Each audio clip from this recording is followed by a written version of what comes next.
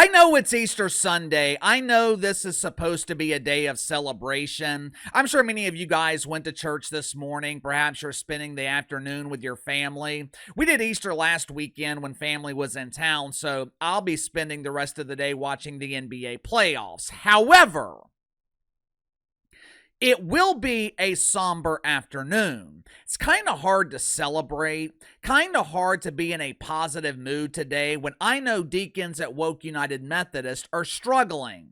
I'm not in a festive mood. I'm not in the holiday spirit because I know woke welfare collectors at MSNBC are absolutely terrified.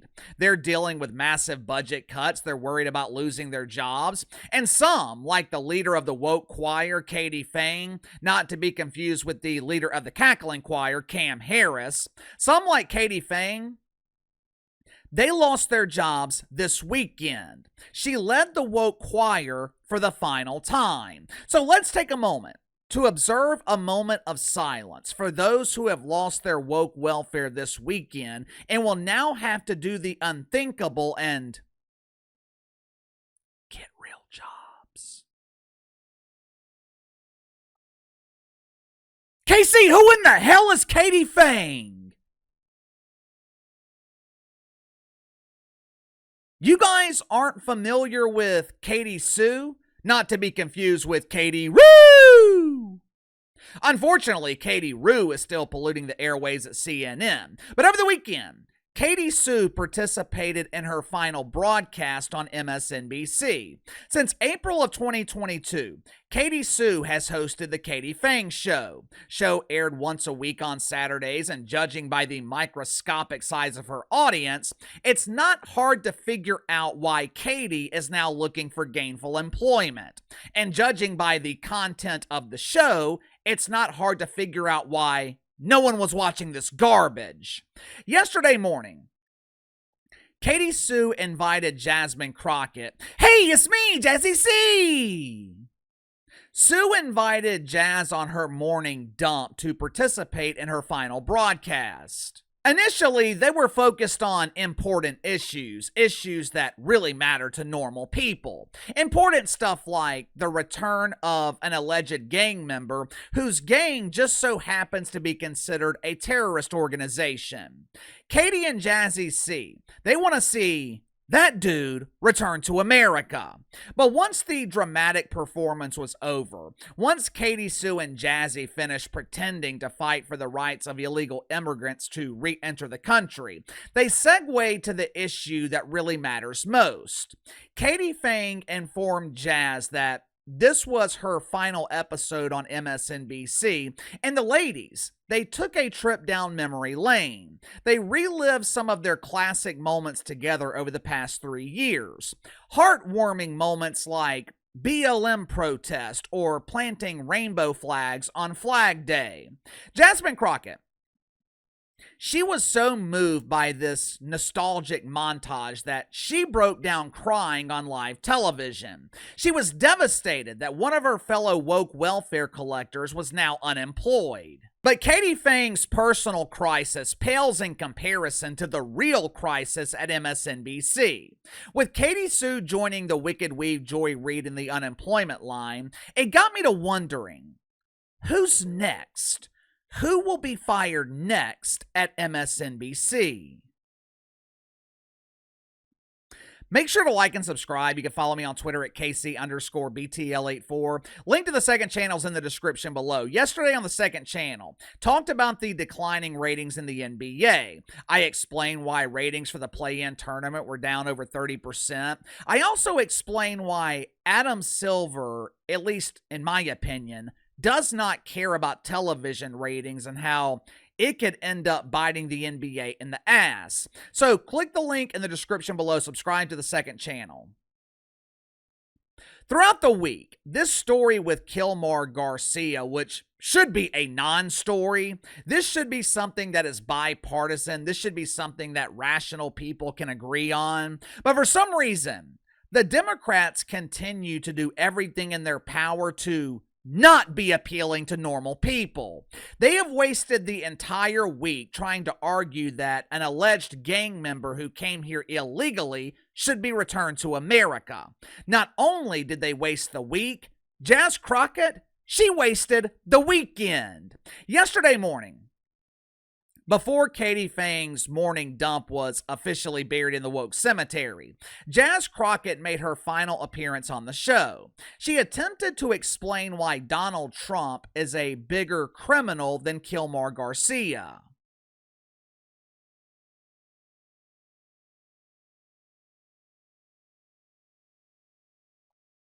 Let's assume for a second that the litany of charges that Donald Trump dealt with, let's assume that all those charges were legitimate. I'm not talking about the civil cases where they went back decades to find something that could be construed as inappropriate. Since Jas used the term criminal, let's only look at the criminal charges that the Trumper dealt with.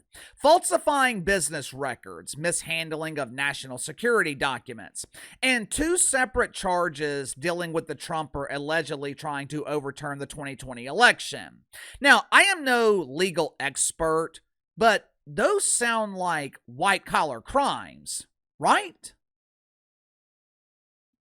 Although Kilmar Garcia has not been charged with a crime, at least to my knowledge, the Trump administration claims that he is a member of MS-13. They consider PG-13 to be a terrorist organization. Now, with that being the case, who would you consider to be the career criminal?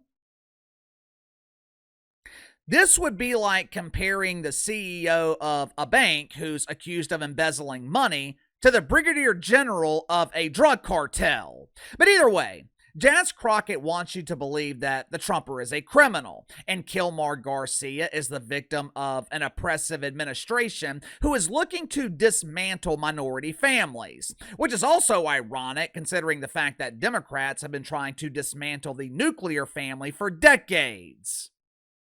Jas Crockett goes on her tangent, but the tears start flowing as she realizes that Katie Phang was saying goodbye to family and friends who watch her on MSNBC.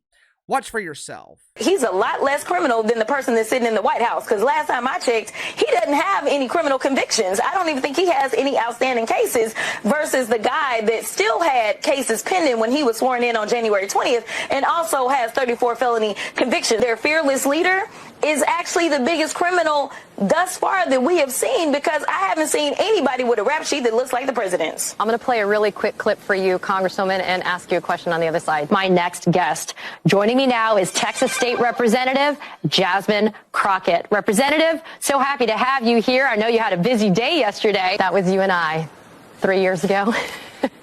That was your first time on the Katie Phang Show. We'll miss you. Oh. You can't have me crying at the beginning of a show, Jasmine. Congresswoman Jasmine Crockett, you haven't seen the last of me. Oh, I'm gonna miss you, Katie Sue. Oh.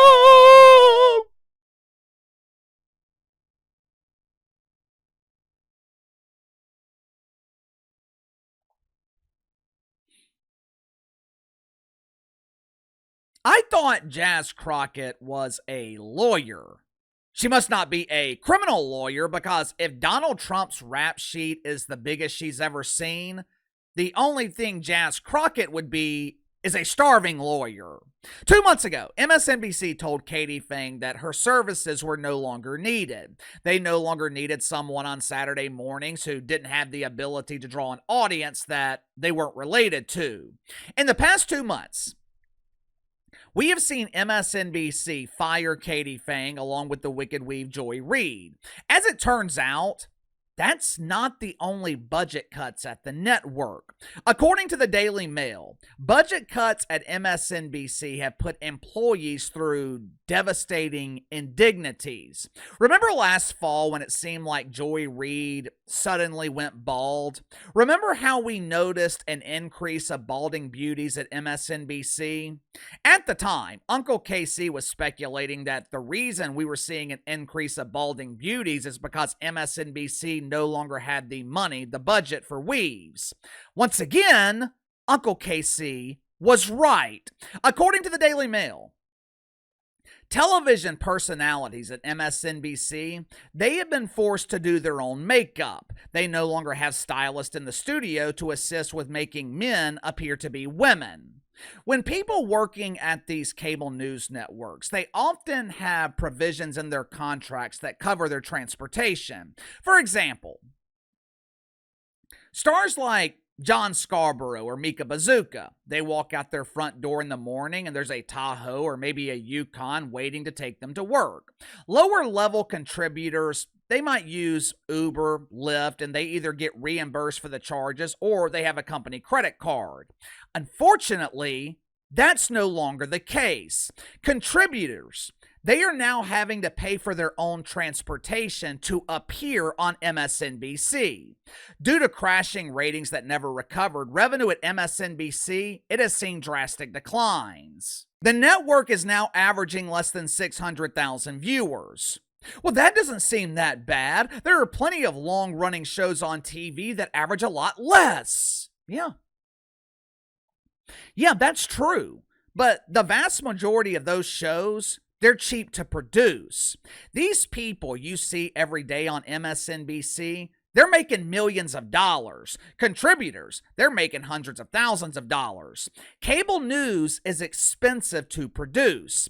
And do you remember what I've been telling you guys about the key demo? In cable news, the key demo is the 25 to 54 age range. That is the demo that advertisers care about, and that's the demo that MSNBC has struggled to attract. Last quarter, MSNBC averaged less than 60,000 viewers in the key demo. It's one of the main reasons that Joy Reid was fired. If I had to guess, it's also the reason that Katie Phang was canceled. She was pulling half that number in the key demo. The question is, who's next? Now, MSNBC's already lost Steve Kornacki, who quit to move over to NBC. And for those that don't know, MSNBC is also being split off from NBC Universal. Why? Because they're struggling to draw flies to a fresh turd and they're no longer making the same money. So who's next? Will it be John Scarborough, Mika Bazooka, one of the other unknowns that are on MSNBC throughout the day? You know who I think it could be? I don't know if they will be next, but I'm starting to wonder if their days are numbered. I think it could be Rachel Maddow. Well, Casey, that is preposterous. Rach has the most watched show on the network. Plus, she just signed a contract. So? You think there's not outs in these contracts? You think contracts are unbreakable? Contracts are broken every day. Rachel Maddow has the most expensive show to produce on the network, mainly because they're paying her $25 million a year, and they're paying her $25 million to work one night a week. Rachel Maddow has been vocal with her, I guess, anger, for lack of a better word. She's been vocal with her anger towards the network. Hell, they fired her entire staff. She was pissed off when they fired Joy Reid. I would imagine that she is not happy with Katie Phang being canceled. Because according to Rach, the Wicked Weave and Katie Sue belong to marginalized groups. This is just my theory. This is pure speculation on my part, but I think Rachel Maddow's days are numbered at MSNBC. Give me your thoughts on this. MSNBC cancels Katie Phang, which causes Jasmine Crockett to break down in tears on live television. Budget cuts are forcing employees to pay for transportation and apply their own makeup. Who's next? Who is next to be fired at MSNBC? You tell me. Sound off in the comments below. I'll see you guys tomorrow.